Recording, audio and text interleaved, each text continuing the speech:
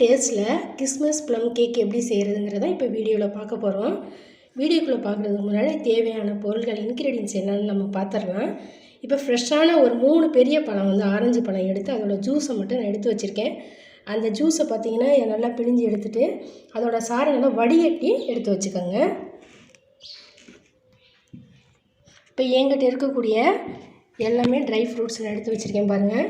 இதில் மெயினாக பார்த்தீங்கன்னா சீட்லெஸ் கருப்பு திராட்சை, இது ஆன்லைனில் கிடைக்கிது, இது வாங்கிக்கோங்க.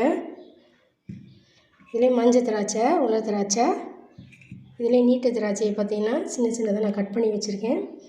கொஞ்சமாக 4-5 பேரிச்சம்பழம், அதையும் பொடியாக கட் பண்ணி வச்சுருக்கேன். டூட்டி ஃப்ரூட்டி எல்லாமே கலந்த கலரில் அதுவும் கொஞ்சம் எடுத்து வச்சுருக்கேன். இது பார்த்திங்கன்னா 240 மில்லிகிராம். இதை ஒரு பவுலில் நான் இந்த ஆரஞ்சு பழத்தோட ஜூஸை நான் சேர்த்துக்கிறேன்.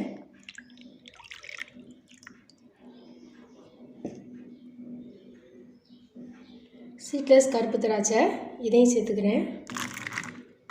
இதில் பார்த்தீங்கன்னா 1.5 கப்பு நான் சேர்த்துக்கிறேன்.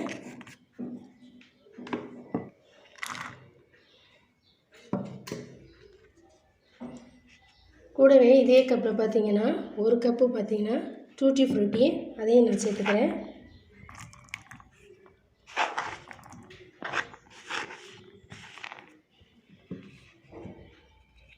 ஒரு 1/2 கப்பு பார்த்திங்கன்னா மஞ்சள் உலர் திராட்சை, அதையும் சேர்த்துக்கிறேன்.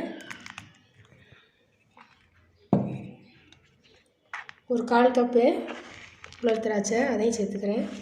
உங்கள்கிட்ட என்ன இருக்கோ அந்த ட்ரை ஃப்ரூட்ஸ் எடுத்துக்கோங்க. மெயினாக பார்த்தீங்கன்னா கருப்பு உலர் திராட்சை கண்டிப்பாக சேர்க்கணும். பேரிச்சம்பழம் அதையும் நான் சேர்த்துக்கிறேன். இது எல்லாத்தையும் நம்ம கலந்து விட்டுருங்க.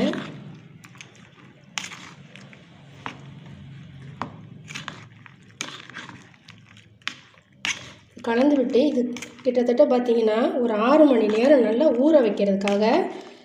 ஊற வச்சு செய்கிறதுக்காக நம்ம இது நல்லா கலந்து விட்டுக்கணும். இந்த ஆரஞ்சு பழத்தோட ஃப்ளேவர் நல்லா அந்த ஃப்ரூட்ஸில் நல்லா இறங்கணும்.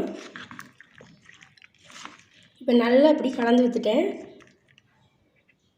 இது ஒரு 6 ஹவர்ஸ் மூடி வச்சிடலாம். நல்லா ஊறி வரட்டும். ஊறின பிறகு நம்ம எப்படி செய்கிறதுங்கிறத பார்க்கலாம். இப்போ ட்ரை ஃப்ரூட்ஸ் நல்லா 6 ஹவர்ஸ் நல்லா ஊற வச்சது நல்லா ஊறி இருக்கு பாருங்கள். இப்போ நல்லா இந்த அளவுக்கு ஊற வச்சுக்கோங்க. இப்போ இது ஒரு சைடு இருக்கட்டும். ஒரு மிக்ஸி ஜார் எடுத்துக்கோங்க. அதோட சின்னதாக 2 பட்டை, 4 கிராம்பு, 3 ஏலக்காய். இந்த 3 ஏலக்காவோட விதையை மட்டும் இதோட சேர்த்துக்கோங்க.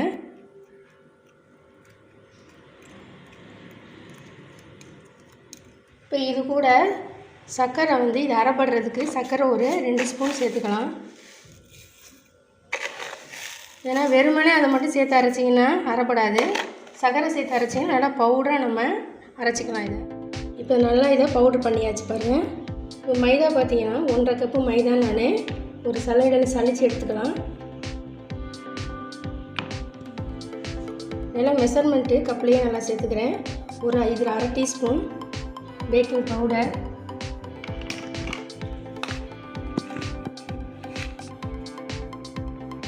இது 1/4 டீஸ்பூன் பேக்கிங் சோடா.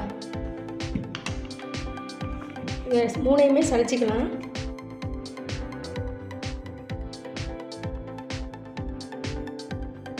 நம்ம அரைச்ச பவுடரையும் இதோட சேர்த்து சளிச்சிக்கோங்க.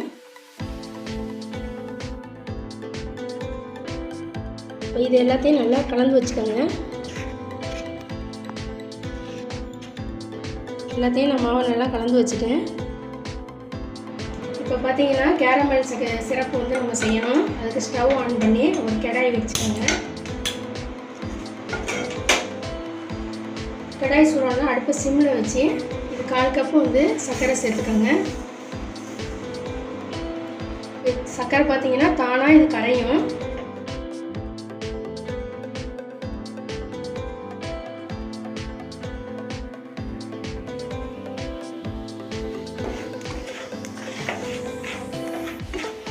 அடுப்பு சிம்மில் வச்சுக்கோங்க. சிம்மில் வச்சு இதை கலக்கி விடுங்க.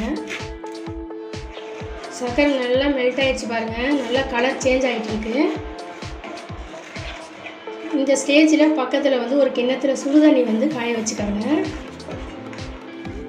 கலர் நல்லா சேஞ்ச் ஆகிடுச்சு பாருங்கள். இப்போ நான் எந்த கப்பில் நான் வந்து சர்க்கரை எடுத்தனோ அதே கப்பில் ஒரு அரை கப்பு மட்டும் சூடாக வந்து தண்ணி சேர்த்துக்கோங்க. தண்ணி சேர்த்து நல்லா ஒரு 2 நிமிஷம் கொதிக்க வைங்க. பச்சை தண்ணி சேர்க்கக்கூடாது, பச்சை தண்ணி சேர்த்தா மேலே தெறிக்கும். அதுக்காக கொஞ்சம் சூடாக வந்து தண்ணி சேர்த்துக்கோங்க.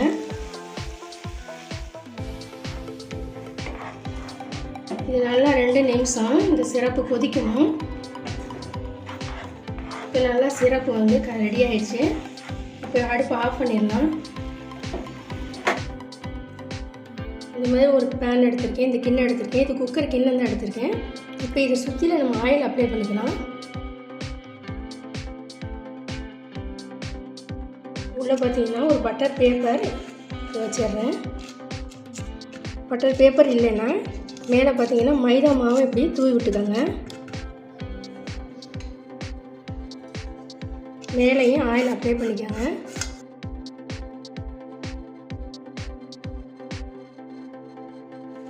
இது மாதிரி சுற்றிலும் பட்டர் பேப்பர் வச்சுக்கோங்க. இப்போ பேக் பண்ணுறதுக்கு ஒரு பாத்திரம் ரெடி ஆயிடுச்சு. இப்போ ஒரு பாத்திரம் எடுத்துக்கோங்க. இந்த மாதிரி பெரிய பவுல் எடுத்துக்கோங்க. நான் ஒரு 100 கிராம் பட்டர் நான் வந்து ஃப்ரிட்ஜிலேருந்து நம்ம செய்கிறதுக்கு 1 ஹவர் 2 ஹவருக்கு முன்னாடி வெளியே எடுத்து வச்சுருக்கேன். இப்போ 100 கிராம் பட்டர் இதோட சேர்த்துக்கலாம்.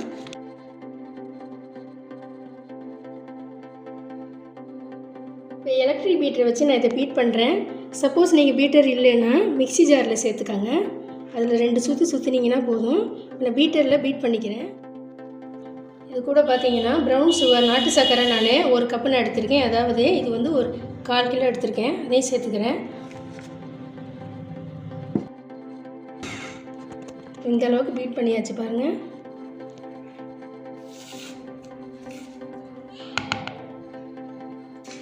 இப்போ இது கூட பார்த்தீங்கன்னா ஒரே ஒரு முட்டை உடைச்சி இதோடு சேர்த்துக்கிறேன். நீங்கள் முட்டை சேர்க்கலைன்னா இதை அவாய்ட் பண்ணிடுங்க. 1 டீஸ்பூன் பார்த்தீங்கன்னா வெனிலா எசன்ஸ் இது கூட சேர்த்துக்கிறேன்.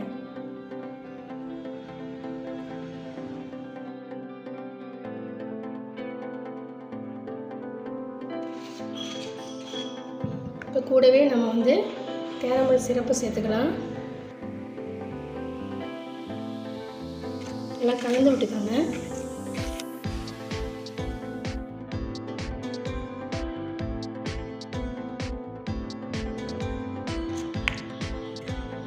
இது கூட பார்த்தீங்கன்னா நட்ஸு நான் பாதாம் அதே மாதிரி முந்திரி பருப்பு கொஞ்சமாக நான் எடுத்து வச்சுருக்கேன். இதோட நம்ம சேர்த்துக்கலாம்.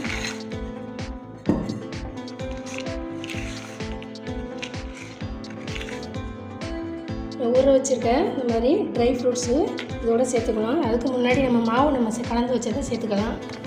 இது கொஞ்சம் கொஞ்சமாக மாவு கலந்துக்கோங்க.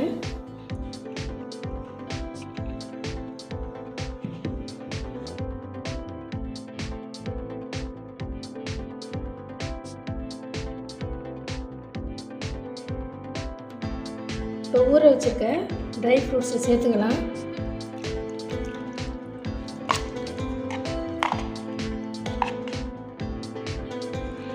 எல்லாத்தையும் கலந்துக்கோங்க. நல்லா கலந்துட்டேன். இப்போ கிண்ணத்தில் சேர்த்துடலாம்.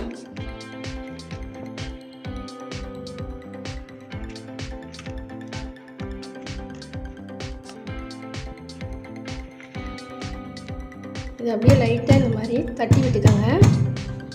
அப்போ தான் உள்ளே அது காற்று எதுவும் இருந்தால் கூட இருக்காது. மேலே கொஞ்சமாக டூட்டி ஃப்ரூட்டி சேர்த்துக்கோங்க.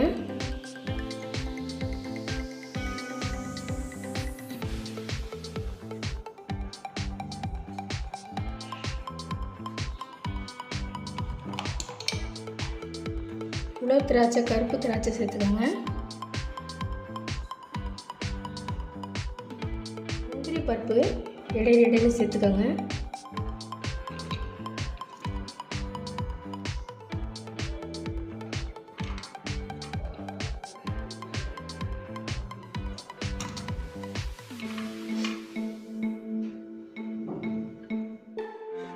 ஸ்டவ் ஆன் பண்ணி ஒரு ஸ்டாண்ட் இது மாதிரி வச்சு ப்ரீஹீட் பண்ணுறதுக்கு ஒரு 5 நிமிஷம் வந்து மூடி வச்சுக்கோங்க. ப்ரீஹீட் பண்ணியாச்சு. இப்போ அடுப்பை வந்து சிம்மில் வச்சுக்கலாம். நம்ம கேக் வந்து மாவு வந்து உள்ளே வச்சுருங்க, அப்படியே கலந்ததை.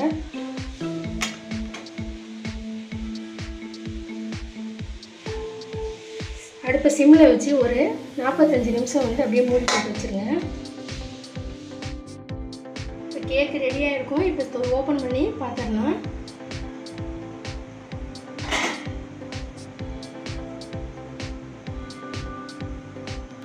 சூப்பராக வெந்திருக்கும். இப்போ இந்த மாதிரி டூத் பிக்கை வச்சு நான் ஊற்றி பார்க்குறேன்.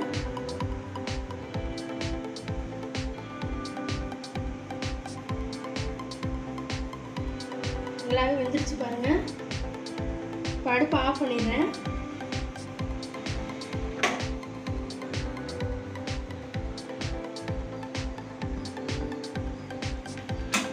ஆற விட்டுறலாம்.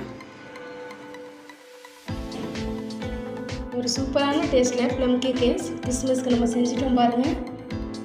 இது நீங்களே உங்கள் வீட்டில் இதே மாதிரி செஞ்சு பாருங்கள். எப்படி வந்து ஃபீட்பேக்கில் கமெண்ட் போடுங்க. இந்த வீடியோ பிடிச்சா லைக் பண்ணுங்கள். நம்ம சேனலுக்கு சப்ஸ்கிரைப் பண்ணுங்கள்.